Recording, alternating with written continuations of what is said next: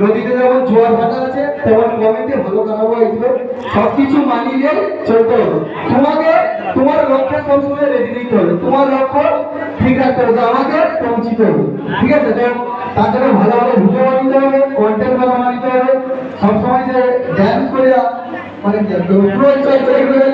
ঠিক আছে এইসব না, একটু ভালো কন্টেন্ট বানাও, অবশ্যই ভালো করে ভিডিও বানাও, সেটা ড্যান্স হইতে পারে, ব্লগ হইতে পারে, আর কমেডি হইতে পারে, টেকনিক্যাল দিক দিয়ে কোনো কিছু হইতে পারে, যে কোনো কাজে সব কাজেই মোটামুটি আমাকে লক্ষ্য ঠিক করতে হবে যে হ্যাঁ এটা আমি পারবো করবো, ঠিক আছে? তো করো, অবশ্যই সবাই ফলোয়ার্স হবে, একদিন আমারও 100 ফলোয়ার্স থাকবে, ঠিক আছে? তো আজকে অনেকে ভাবো না যে আমার কম ফলোয়ার্স কেন বলেনি, সবাই আমাকে একটা কথা জিজ্ঞেস করে দাদা ভাইরাল করে দাও, কেউ লাগে কাউকে কোনো ভাইরাল করতে পারে, ভাইরাল নিজেকেই নিতে হবে, সেটার জন্য নিজেকে কন্টেন্ট বানাতে হবে, নিজেকে ভালো ভিডিও বানাতে হবে।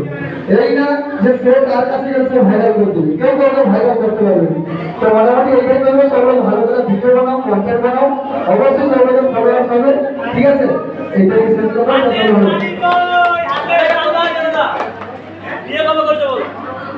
হাতের তালি তোমাকে আমি বলে দিন ইনবক্সে এসে